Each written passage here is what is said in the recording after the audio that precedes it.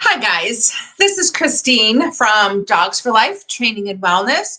And today's topic is for dog owners who are seeking solutions to stop dogs from jumping.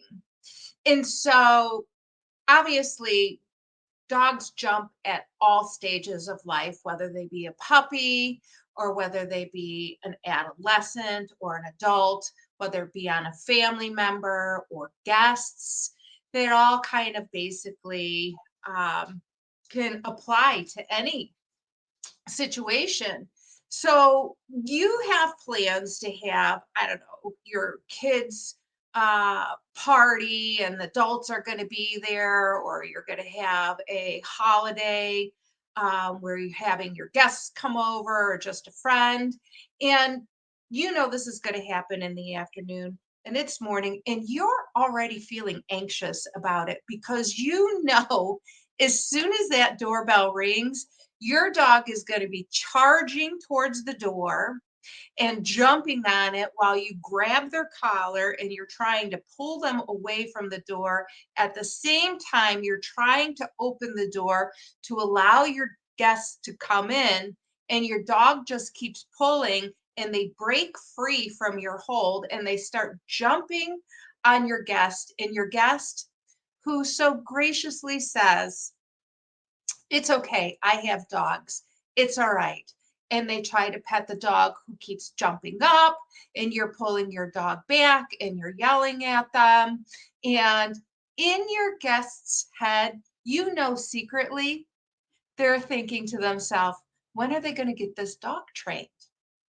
And so you might be feeling a bit embarrassed and a little bit frustrated, but your dog, on the other hand, is super excited. They love people and they just want to say hello.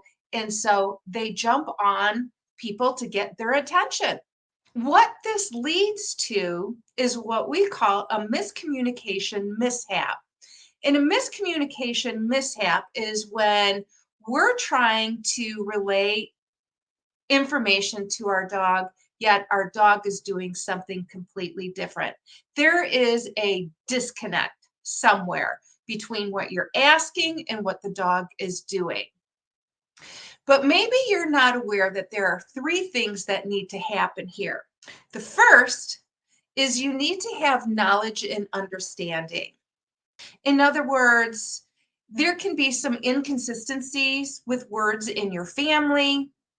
You're failing to set expectations for your dog, or maybe you're asking your dog to do something that they haven't done. And so, knowledge and understanding comes from when you discover that there's an error on your part, something that you did or something that you didn't do, which is causing the issue to continue. So, for example, something that you did that you might not be aware of is allowing the dog to go to the door in the first place. If your dog doesn't have the behavior that you're looking for, allowing them to continue to repeat by going to the door and jumping on people gives them that positive feedback, gives them positive rewards, and continues a habit that you don't want to happen. Maybe there's something that you should be doing that you're not doing, which is maybe putting your dog away and or taking your dog to the door on leash so you can control the situation. Allowing your guests to continue to pet your dog is a positive reinforcement. Yelling at your dog isn't effective. Maybe you've tried turning your back on your dog and it's not effective. So nothing you do seems to really be working at this point in time. Because if you were communicating effectively, your dog wouldn't be jumping. So there's something that you're doing or not doing that is causing your dog to continue the behavior. So now that you have knowledge and understanding of something that you're doing or not doing, the second thing that needs to happen is you need to be open to will and willing to make changes to your habits. And this is actually harder than you think for people. It is really difficult for people to change what it is that they're doing and to be consistent about it. So, in other words, if you know that every time the doorbell rings, whether it be the pizza guy or your Amazon driver dropping off a package or your neighbor coming over for a cup of sugar, you need to consistently have that dog on leash, put your dog away, not allow the dog to meet and greet at it. And so changing your habit and being consistent about it is a key factor to stop your dog from jumping. The third thing that needs to happen is you now have to be committed to action. And so being committed to action means that you are now going to apply training to get your dog from where they are, greeting at the door, to where you want them to be. Not jumping on people is ultimately the result that you want. But here's the question that most people don't understand is when you have something that you don't want your dog to do, the real question is, what do you want your dog to do instead? And so I ask this to my customers, if you don't want your dog to jump on somebody, what do you want them to do? And their answer is, I don't want them to jump on people. But that isn't an answer. The answer is, I want them to be able to greet at the door and keep all 4 feet on the floor. I want them to sit politely while somebody comes into the home. And so you have to come up with what you want your dog to do instead.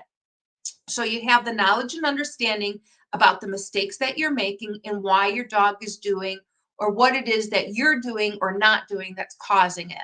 You have to take a look at your bad habits and correct those bad habits, and then you need to put the action into place.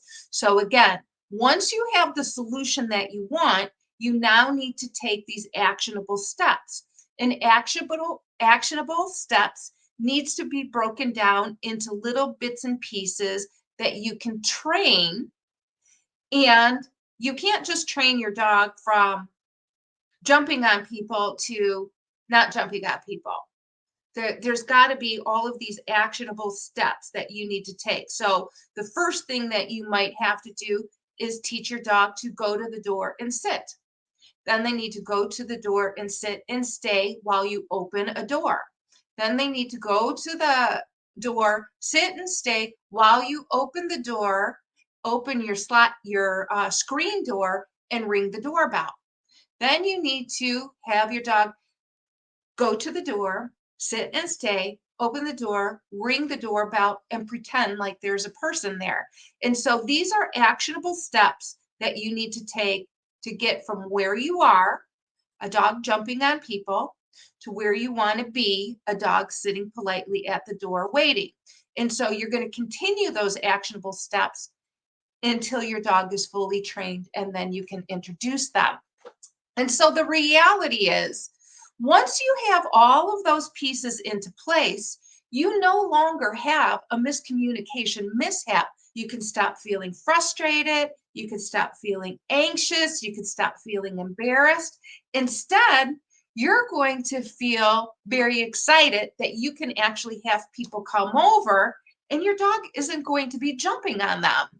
And so the reality, when we look at this opens a whole new possibility for your dog and opens up their quality of life. And you think of just this one little fix can make a world of difference for our dogs, because now you can have people coming and going freely. Your dog still gets recognized. They still get the positive reinforcement. There's no negativity associated with it. So the enjoyment, not only for you, also is enjoyment for your dog. And so we would like to thank you today for spending a little bit of time talking about how to stop your dog from jumping. And if you like these videos, please give us a like and subscribe. Thank you so much today, you guys. Enjoy.